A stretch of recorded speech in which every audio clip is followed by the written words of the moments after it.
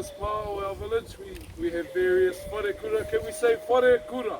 Wharekura. Which are houses of learning. So within this house of learning, we dedicate to the hangi and also the raranga of our people. So I'll be giving you an insight into the hangi. So in days of old, right into the current day, this is the method we use to cook our food. Beginning at the bottom, we would dig a pit out of the ground, and then gathering timber within our forest and stacking it on top of each other.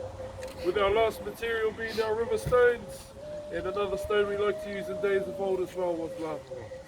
And in the modern times we have steel such as irons and offcuts from a train track as well.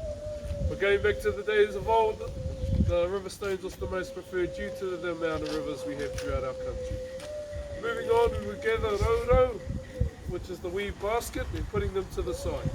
And then our warriors would return from the forest with the spoils of the ngahere, such as the meats and also the vegetables from our garden.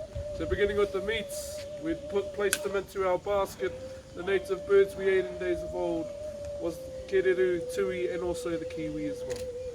So some would prepare the food, and villagers would collect dry branches throughout our forest, sticking them underneath our hangi and then setting it on fire. And some villagers as well would gather this vegetable here we know as the hue or the gourd, cutting the top off and then emptying it out and utilising it to carry our water. So some would go down to the nearest river to collect water, bringing it back and waiting for our hangi to burn down to nothing. So if you can imagine the entire hangi being set ablaze, making our rocks nice and hot, and waiting for the timber to burn away so our rocks fall into the pit.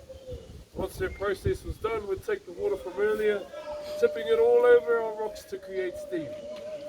And then gathering the basket full of native birds from earlier, putting it on top of our hot rocks, and then the next basket was for the vegetables. So can we all say kumara? Kumara. Which is the sweet potato. So this is the kumara here. This particular vegetable travelled with my ancestors from Hawaii right through the Polynesian Triangle right down here to Aotearoa, New Zealand. Two other vegetables we bought as well was the yam and taro, but unfortunately it couldn't handle the cold, harsh weather down here in New Zealand. So we only ever had the kumara and also the berries from all our tawa trees as well. Placing it on top of our meats and then gathering ferns and they weaved back from our ladies and then covering the entire hangi and utilising the dirt from the pit earlier.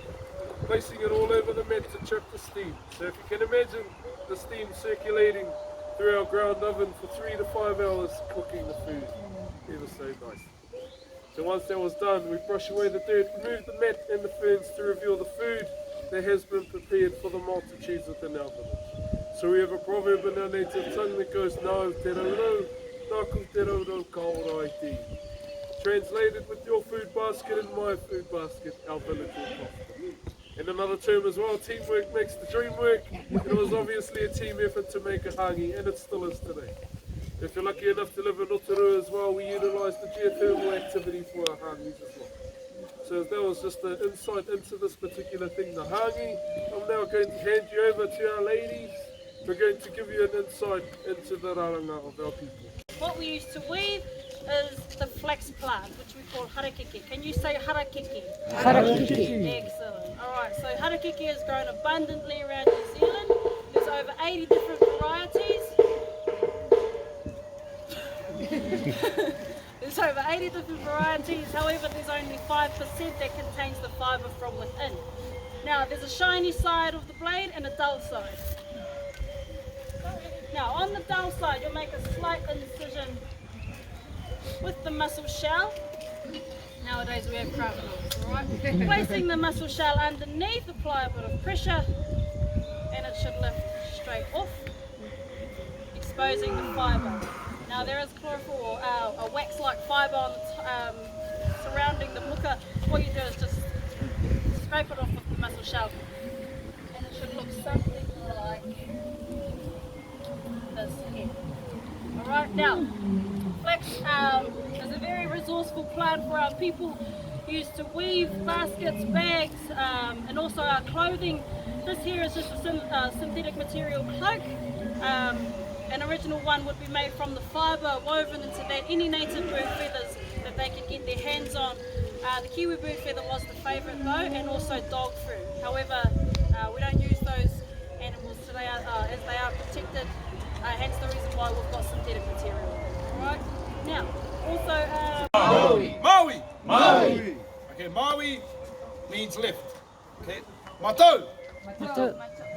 Everyone. Matou. Matou. Matou. Matou. So Matou is your right. So quick reminder, Maui your left, Matou is your right. Okay? So this game that I'm going to teach you is called Maui Matou or left and right. Okay?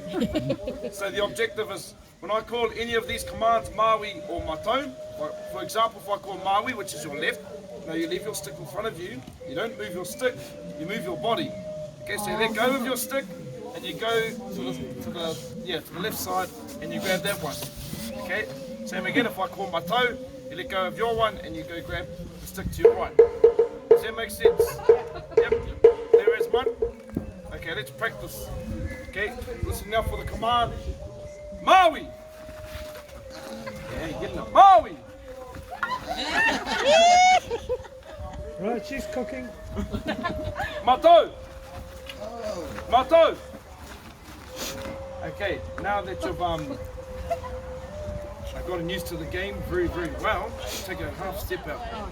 Oh my God. Yep. So this here played with our children.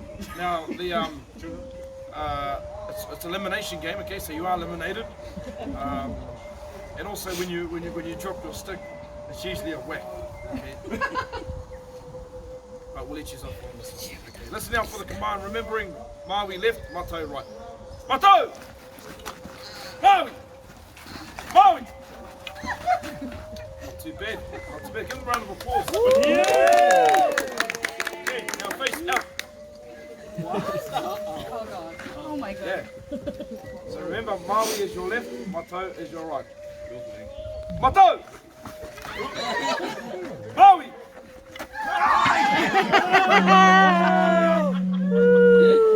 One more round. I'm sure you can do better than that. Get past at least 4. Maui! Maui! Okay, it's all about putting your body on the line. Commitment. Committing to that stick. Matou! Round of applause.